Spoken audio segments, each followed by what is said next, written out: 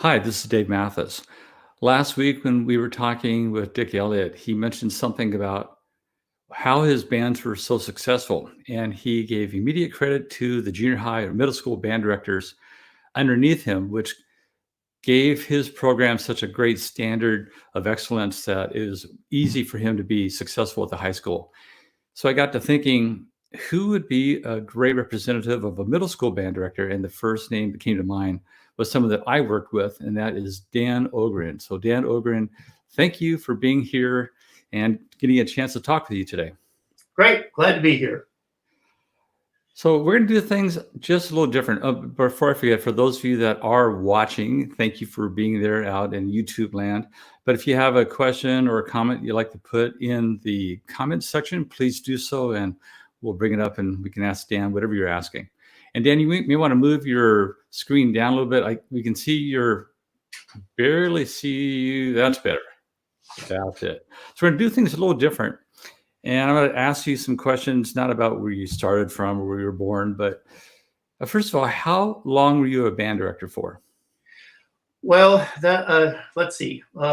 I was first an assistant band director way back in college for a private band like MYS down in California. And then I started a band with a summer Parks and Rec program for 2 years while I was in college. And I did beginning and sixth grade band during the summer.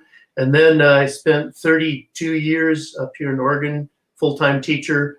And then after that, I don't know, 7 or 8 doing part-time teaching, beginning band for a while, you remember, and then at PSU a little bit, and then at MYS. So all in all, a long time. A long time. Yeah. Well, it's really cool that not only were you a good band director, but you've got some other talents that people don't know about. And you have you're published. You've published a novel or 2. Tell me about those.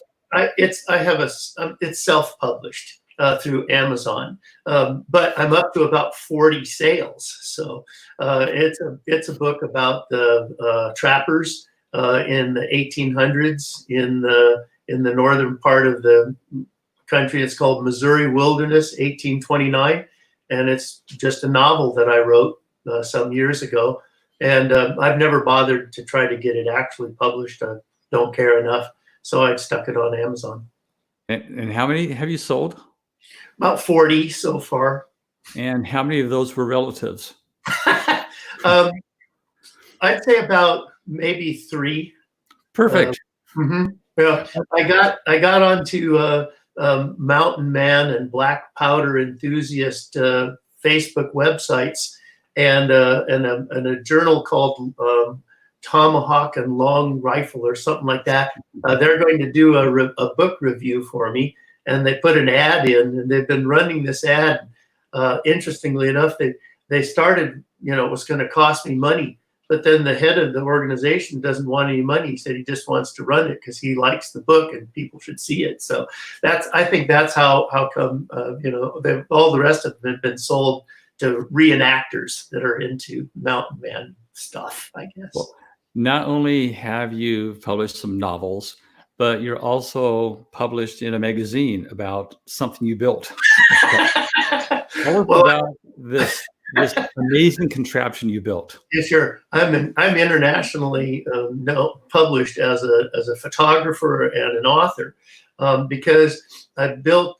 We have 30 plus acres of forest out at the coastland that we bought, and I built an outhouse. And I was looking at pictures of outhouses online, and I found the Outhouse Historical Society out of Canada. And so I sent them a picture of my outhouse, and right away they said, okay, well, they're going to publish that and write a little blurb about it. So they published this picture of my outhouse and this little blurb. And I told all my friends, well, goodbye, suckers. I'm going to be on the Concorde flying jet setting around with my international outhouse friends, And then they sent me a copy of it, and it was done. I am not kidding you. And this is only, 10 years ago, but it was done with blue mimeograph paper. It looked like it came out of the basement of a church in Manitoba or something. So I decided, well, it might not be the Concorde, it might be the back of a Ford pickup or something. Yeah. Anyway, but I have published in the Historical Outhouse Society. Every person that I've interviewed so far has been born in Oregon, and you're our first person that has not been raised or bred here in Oregon. So tell us about where you were born, where you grew up at. Okay, well, I grew up in the middle of nowhere on a 1,000-acre farm in North Dakota. And somehow I was lucky enough to have one of the world's finest piano teachers when I was young. I had an uncle that played euphonium and conducted the city band, and he let me play his brass instruments, and so I wanted to do that. And my beginning band teacher was horrible, to say the least.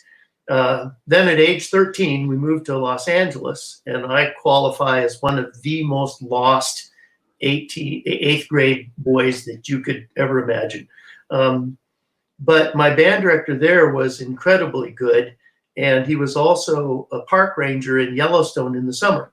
So in the 8th grade, I said, that's it. I'm going to be him. I'm going to be a band director. I'm going to move to the Northwest, get out of Los Angeles, and I'm going to be a park ranger in the summer. So I didn't ever accomplish the park ranger part, but I was lucky enough that a professor at Cal State Northridge stopped me in the hallway and said, didn't I hear you were interested in the Northwest? And I said, yeah. And he said, well, there's a job opening at Philomath High School. And I had no idea what that was, but anyway, that ended up being my first job up here in Oregon. So that's how I got here. Well, you weren't really a park ranger, but now you have 30 plus acres. I guess that would constitute kind of being a park ranger. Kind of. I do spend one of my main hobbies right now is planting seedlings and working in the woods, both there, and then we live on 11 acres that was clear cut before we bought it. So I spend a lot of time on the hillside behind my house working in the trees. So yeah. Well, before we talk about your first job at Philomath, I've talked to you a little bit about your student teaching, which was unique, so, to say the least. So tell us a little bit about your student teaching experience. Okay, well, in California, you needed to student teach for an entire year. It was your 5th year. And part that I student taught with junior high school was just a great experience. I had a great teacher that I sort of selected myself in Simi Valley, and did that. And then my high school experience was very different. It was at Reseda High School, and the band director there was an old-time guy connected in the studios. And he had this unbelievable jazz band program there. And then he had a great band program and other things, but he interviewed student teachers. And there was 11 of us he interviewed, and he picked me to be a student teacher. He gave me the string orchestra, which actually had some winds in it too. And it was about 20 kids in there. And then he never showed up. That was it. And I asked him one time, are you supposed to come in and stuff? And he said, if I needed to show up, if I thought I needed to show up, I wouldn't have picked you. So I was impressed that I managed to take that group to festival, and we got straight 1+. But that's not so much when you know that at least half of them had parents in the LA Philharmonic. Well, there's a lot of, anyway, so his jazz band there had, oh God, what's his name? Ted, can't think of his name. I lost his last name. Anyway, he was a sax player who when he was in high school went with all the top jazz guys you can imagine. He went with Lionel Hampton to Hawaii for a couple weeks. He played with Louis Bellson and all of that, and Ted Nash. And he ended up playing with Wynton Marsalis. Well, he was the lead saxophone player. The lead trumpet player had come from Delaware. The piano player was doing the Merv Griffin show the year out of high school. And these guys had come from all over the country to be in this high school band. And we would, Tuesday nights we'd have an extra rehearsal, and guys like Bud Brisboy and Cat Anderson and these other jazz guys would come in. And so I was just like along for the ride, and I couldn't keep up with any of it. But I also learned that was absolutely not the way I thought a school program should be run. I mean, he faked addresses for these kids and everything, and we went to the jazz festival up south of San Francisco, the Monterey Jazz Festival, and just won everything. It's the other poor high schools didn't have a chance. Anyway, so it was a very different kind of experience being in that high school. And then I went from there to Philomath, where I had 18 kids and one trombone player who was a senior. And he played what I always called the 6 positions trombone, 7, 6, 5, 4, 2.5, 1. That was all he could do. So it was quite a culture shock to come to Philomath.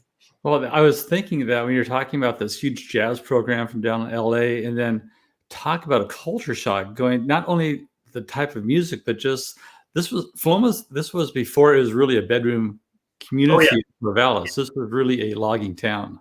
Yeah, I thought that it was going to be a bedroom community. And then I've described it for years. It was 5 miles and 2 centuries outside of Corvallis. It was all Blodgett logging kids. I mean, really, mostly logging kids. And they didn't come from the Corvallis area. They came from the hills, So it was really quite different teaching there.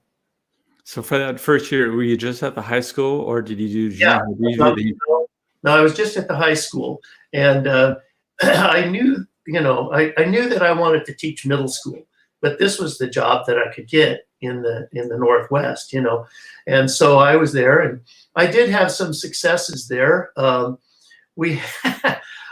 thought, well, I'm probably going to be a pretty good band director, because I took 18 kids and we went out onto the field to march that first year because I didn't know any better, And so, I remember the second show that we did, we came out and we would play the Star Spangled Banner at halftime because it was about the only thing we could play. And then we'd play the first part of the Yellow Book #1. That was the school fight song, but we couldn't play the second part. We could play the first part, right? And then I had 2 girls that, for whatever reason, had been the year before the state champion baton twirlers in some private baton twirling thing. And I had a kid who'd been playing drums in his dad's country and western band since he was 9 years old. And so after we played our 2 numbers, we turned out the lights and did an extended drum solo with flaming batons. And when the lights came back on, we marched off, and the crowd went wild. It's just like that was the greatest show they'd ever seen.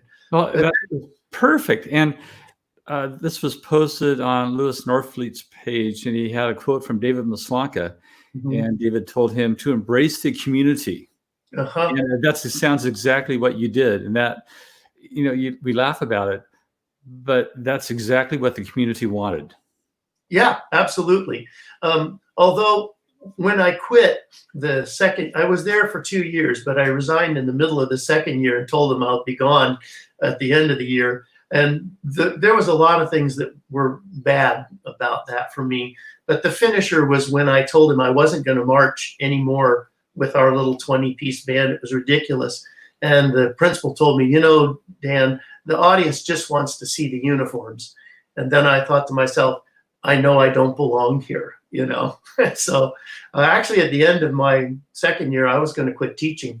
I had it at Philomath High School, and I got a job salmon fishing in Alaska. And 2 weeks before that boat was going to go, the guy that I was replacing said, no, he was going to go after all. So I got kicked off.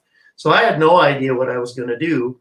But Jim Angren, the choir director there, who was a good friend of mine, he was just adamant that I had to keep attempting to teach. And so I auditioned or tried out for the job at North Albany, the junior high school, and I didn't get it. And so I'd gone down to LA to work in a machine shop, where I'd worked in college part-time, and my family was down there. And I was just going to go there for the summer. And the first day of school, the phone rang, and the guy they'd hired at North Albany took a job in Montana and didn't tell them. And all of a sudden they needed a band director. So I rushed back up, and I started my second job at North Albany, literally, like one day before the kids came. And at the end of 2 weeks, I knew that teaching was everything I thought it could be, because it was everything it should be at North Albany Junior High School. It was an incredible place, and I was incredibly happy there. So, kept on going. But if that guy hadn't come back and taken his job on the fishing boat, I'm not sure I'd be talking to you now. That's amazing. And I'm going back to what you said. You said you always knew, or you wanted to be a middle school or junior high band director. Yeah. How did you come about that fact? Well, I love teaching beginners. That was my favorite part. And there was a moment there too where, I wanted to because of my band director, and because of the way he lived. And then I wanted to because when I was doing the summer band program through Parks and Recreation, I was teaching beginners, and I had never taught anybody how to play. It was just using my college education and stuff. And I'm down on my knees in front of this little 5th grade girl, and I'm rolling the flute head joint in and out, trying to get a sound out. And she hasn't been able to get a sound out for the first 2 lessons, and she's almost in tears. And all of a sudden, this sound comes out, and I look up, and her eyes are as big as dinner plates. I'm like, yes, I did it, And I thought, oh, I need more of that. That's what I want to do. I want that moment where the kid gets that success, And then as time went on, I wanted to do it because all the high school guys like you, I mean, if your whole family doesn't buy into the fact that that's your life, you're in trouble. And I remember it was Lambert Morris telling me one time, I was teasing him because he had twin daughters and they both played, and I was teasing him that he had to have a family to have his band, right? He needed more people in his band. He just had another kid, right? And he told me, well, without that, he'd never see his kids. And I went, that's it, And so I was convinced that I was just going to do middle school, so I didn't have to do all the games and all the incredible amount of stuff that you high school guys have to do. And Lambert Morris was a long-time band director at Beaverton High School. Beaverton High School, yeah. At that point, I was in Beaverton. I was in Beaverton for, I don't know how many years, maybe 11 years or something. Well, how long were you in Albany? 3 years. And what happened there was it had been junior high, and it was an incredible band program. Things were going really well in every way. They were supportive of me, and I had good kids, and but then they decided they were going to go to a middle school, and they were going to copy Junction City. Well, when Junction City went to a middle school, they almost lost their entire band program. By the time they were done, they didn't have much of anything. So I went down to Junction City and to observe and see what was going on, and things were much better. But they were better because they'd almost completely given up their original middle school concept, and they were almost back to being a junior high school again. But we were going to go where they were. And so I decided I just didn't want to live through that. And, in retrospect, if I'd stayed there, I mean, it came back to being a wonderful school in not too many years. Frank Kenny was there for a while, and everything got better. But, I decided to run for it. And so I got a job in Beaverton, which in the time, we called it the land of milk and honey, working in Beaverton because it was such a nice place to work. And I was at Meadow Park feeding into Del Herod, and he had a great band. And then I had Marv Clark feeding people into me, and he was an unbelievable elementary band director. And so, I just felt like, I've made it. So, well, one of the things that I always liked about you is your sense of humor, and you're getting through different situations with a good sense of humor or a good joke. Mm-hmm. And the part at Beaverton for a long time was really good, but you still had struggles with administration and scheduling and all that, like people still do. So what were some of the things that you did or that you had exception to in your middle school situation in Beaverton? Well, when I was first in Beaverton, it was junior high schools. And the year that they went to middle schools was kind of unfortunate because I had just had probably the best band, well, no doubt the best band of my whole career. My ninth grade band was just phenomenal. And the year following them, the eighth graders were phenomenal. And the year following them, the seventh graders were really weak year. So all of them left. And the seventh graders moved up to the eighth and became my top band. So it was such a drop, a precipitous drop, And then at the same time, they started scheduling me some very strange things. And I was doing choir and orchestra, and I didn't mind that. I enjoyed teaching choir and I enjoyed teaching the orchestra. And then they put my band on the stage. And if anybody knows the kind of stages they have at middle school, I had a 70-piece band on the stage. And I told the administrators, I can promise you I'll try to keep them safe. You can't expect education, And things just kind of went along like that for a while. And then I had 40 kids signed up for my eighth grade choir, and they decided it didn't fit into their house schedule. And so we would just have choir at lunch as an activity. And I told the principal at that point, I said, look, it's cruel to keep chopping legs off the horse. Why don't you just shoot it? If you want a music program, let's just admit it and be done with it. Right. I'm leaving. And so, I started looking for work at that point. I'd had a lot of good years there, but I just, I didn't want to do that anymore. So, I left. But, every place you go, there's going to be some kinds of problems, one thing another. When I ended up in Lake Oswego, that was 9 years of really wonderful stuff and very few problems, And actually, most of my career, almost all of my administrators have been good. I've enjoyed the people I work with. I've enjoyed the students and the parents. I mean, the vast, vast majority of the time. So, well, one of the ways I got to know you better is that we would play basketball. We had a little basketball league that a bunch of teachers played in. And you had a great shot. I remember that, or a hook shot or something. But another person who played basketball all the time was Mike Walmart, who was the past music person of the OSAA. Yeah. Well, Mike and I met Mike because I conducted the Beaverton Community Band for a few years, and Mike played the tuba in there. And then we started playing in a quintet together because, people ask me, how can you stand as a musician being a middle school band director, And I would just tell them, well, it isn't about music. It's about children. If I wasn't doing that, I'd probably be teaching social studies. But I do need music. So I started an adult quintet, so that I could have that. And Mike and I and Scott Woods, who's in there, and now my son plays in it now. We've been playing together well over 30 years now. And Mike and I played basketball together several different places, not just at school, but in a couple of places at night, just parks and rec kind of stuff. So now after Beaverton, then you went to Rosemont Ridge? I was at Rosemont Ridge for 1 year. 1 year, okay. 1 year. On that year that I was there, I've told an awful lot of people that if I had left Philomath when I was going to quit teaching because I couldn't stand the things that were going on, not the kids were always fine, but the administrative things and the other things that were going on. If I had gone to Rosemont Ridge as my second job, I would have quit, and nobody would have talked me into another job, because that year, it was the opening year of Rosemont Ridge.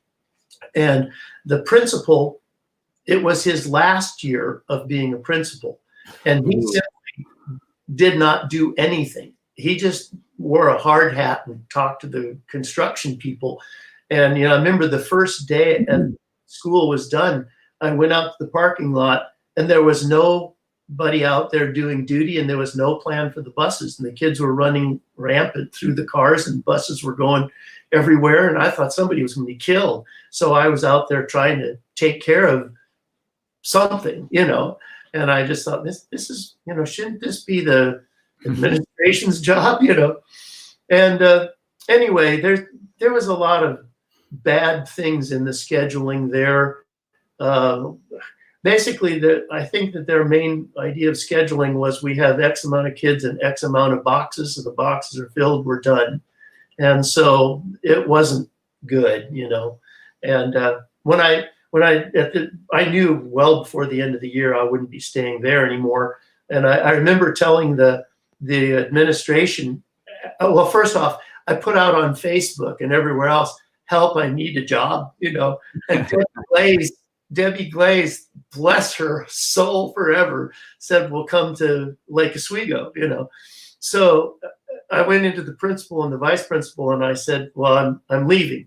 I'm resigning. I'm taking a job. And they were like shocked, like they didn't expect it, And I told them, well, I have to, because I can no longer drink for pleasure. This job has made it a requirement.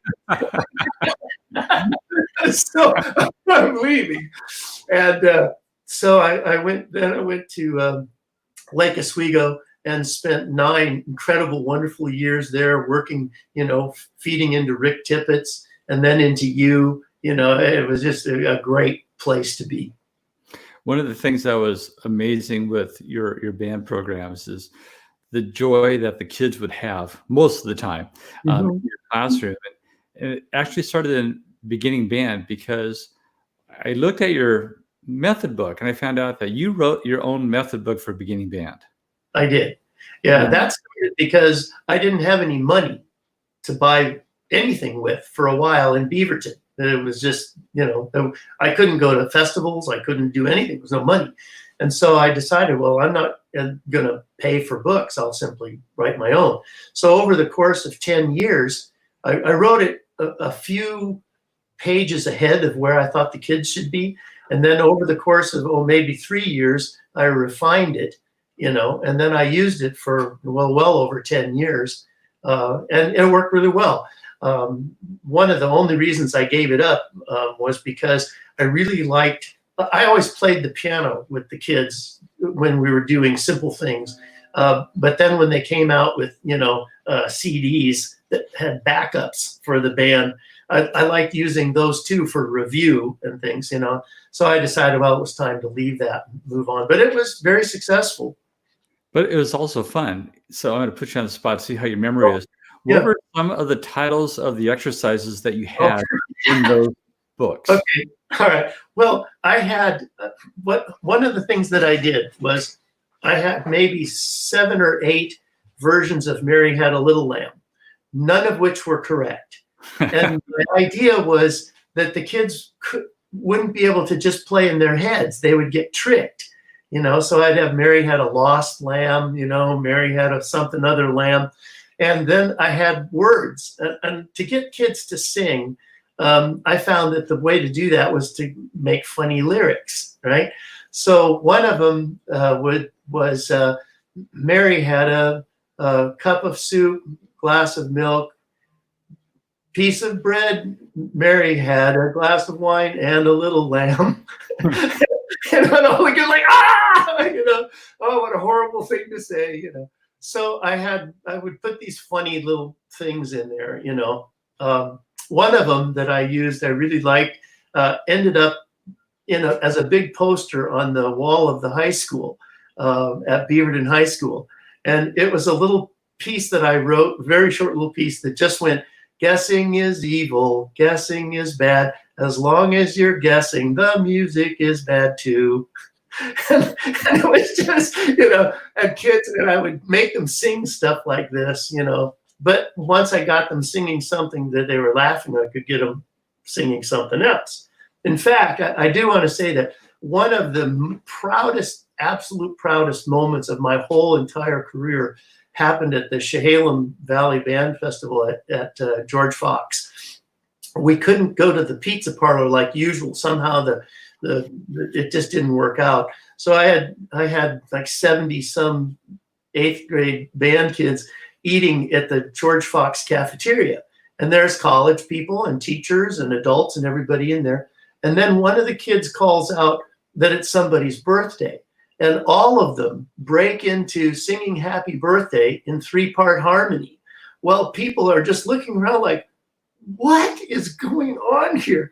And I just thought, my students have so much confidence that they sing in public. And the fact that I forced them, starting in the 6th grade, we did happy birthday right. I would never let them sing it wrong. 7th grade, 2 parts, 8th grade, 3 parts. And here they are singing 3-part harmony, happy birthday in public, in front of everybody. And I tell you, that was just like, that was a moment, as a teacher to feel that had accomplished that. Well, and you make it so much fun that they don't realize that they're actually doing your bidding. No, that's the whole thing, isn't it? You pick fun music, fast, fun, easy music that they want, make them look good, and then when they're not looking, you sneak in education. Yeah. Especially at middle school where there's so much stuff going on in their lives.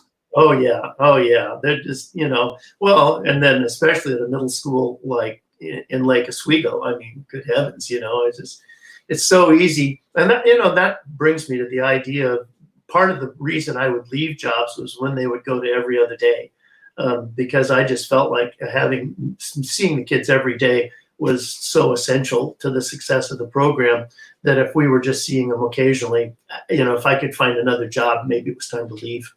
And that's what band directors are really finding out now with this long distance learning, not having that contact, that people are realizing how important that contact is. And there's many times, I'm sure you've done this too, where you say something to someone or you don't know the impact you're having on someone's life.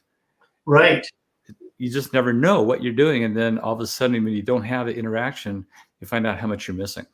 Right. That's right. And I'll say I can't even imagine what the poor teachers are going through right now. I have no idea what I would have done, faked it, right? Isn't that what we did? But I want if any of them are listening to this, I know we're thinking about you.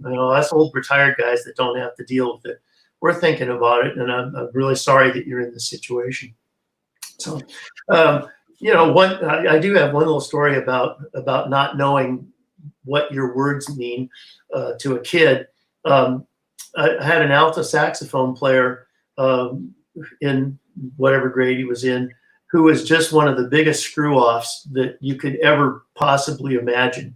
He's a nice kid, but couldn't play very well, just goofed around, laughed all the time. Sort of reminded me of when I was in middle school, And at one point at Christmas vacation, he went out the door and he said, "Merry Christmas from your best player." And I said, "Merry Christmas, not hardly." So he came back after vacation and he had a brand new saxophone. And after a week or so, I noticed all he was doing was working. He wasn't screwing around. He was really, and I went to him and I said, "What happened to you? You got this new sax and you like this whole new attitude?" And he said, "Well, it was what you said when you said not hardly." I decided maybe I did want to be the best one. And I said, all I had to do was insult you. I could have done that a lot earlier had I known that would work, So you just don't know, Well, you also had a huge influence with people outside of your program because you were a member of the Northwest Band Camp for years and years with Jim Douglas. Now, were you one of the founding members of that camp, or did you come on after going? No, I was. It was the OSU Band Camp. That's what it had been for years. And OSU had decided they were going to do something with the money that was made from the band camp. And Jim Douglas did not want that. They made just enough money. It was always set up to make just enough money so that you had enough to do it the next year. It was as close to nonprofit as you could get.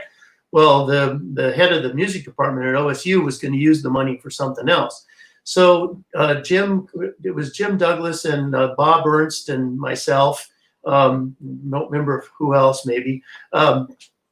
And he wanted to start a private band camp, but he couldn't do it himself. He thought it would look bad since he was still working at OSU.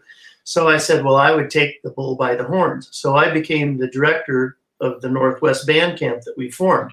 And I went out to the coast to the camp where we met.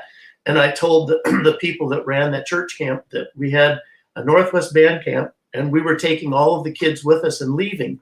And would he like to rent us the camp rather than rent it to OSU because they wouldn't be there anymore?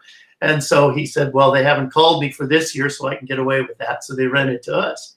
Then I went to the head of the music department at OSU and said, you don't have a program anymore. We just took it. We're the Northwest Band Camp. And so then I ran the camp and we did that for years. And it became more and more successful to the point where we had to go to 2 weeks of camp and, and then, but at some point it was time for me to leave, when I retired and, but I did that for years, ran the camp. Now that since you retired, you're still being kept really busy with playing and such. You're playing in which groups are you playing in right now? Well, I still play with my own quintet, and the same one that I played with forever. And then I play in the Lake Oswego Millennium Concert Band. And it's directed by Dave Becker now. It is, yeah. Or it will be if we can ever get started up again, One concert this year? One concert, yeah. Dale Cleveland had done such an incredible job with that band for so many years.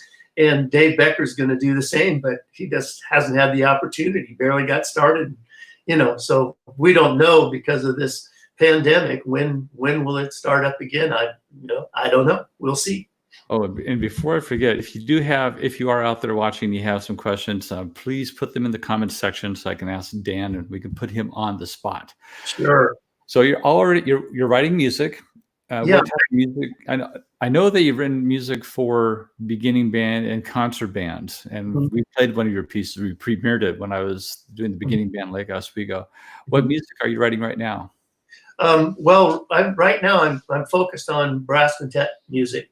Getting band pieces published and things is a challenge. But I found a number of different publishers that would publish my brass quintet arrangements.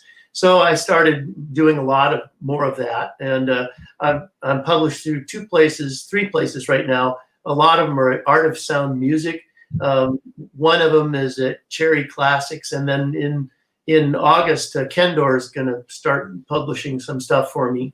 And during the pandemic here, since it really hasn't changed my life too much. The same as usual, but I don't know what's happened. My brain has just been going crazy. So I've been writing a lot of arrangements and original pieces for my brass quintet, which, hopefully we'll get to hear them someday, So I'm doing a lot of that in between going out and working on the hillside and playing with my dogs, Yeah, I was going to ask you about what else you do in your free time. So you've got 2 great dogs. Yeah, my dogs. And I'm trying to grow a garden, trying to defeat the birds, the squirrels, and the slugs, and get a garden to grow. And my wife is the manager of a nonprofit bookstore called Boutique. She was a librarian and a teacher for her career too, but now she does this in Lake Oswego. The Boutique is a nonprofit bookstore. It works for the library, but she's been home during the pandemic too. So she's been, buying flowers and working around the house. So we've been spending a lot of time, beautifying the place, I guess you'd say. So. And you have a son, Hans, who is quite a great musician as well.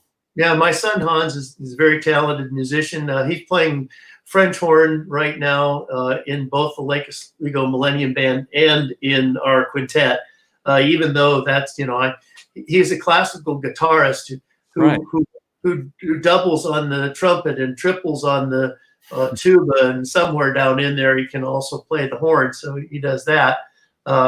And then he teaches privately, and he's been really figuring out how to teach online. So he's doing a lot of private teaching online, and then he's attempting to be a professional photographer, and he does a lot of drone photography for weddings and for real estate and all types of photography. So between those 2 things, he's sort of patching together a career in that.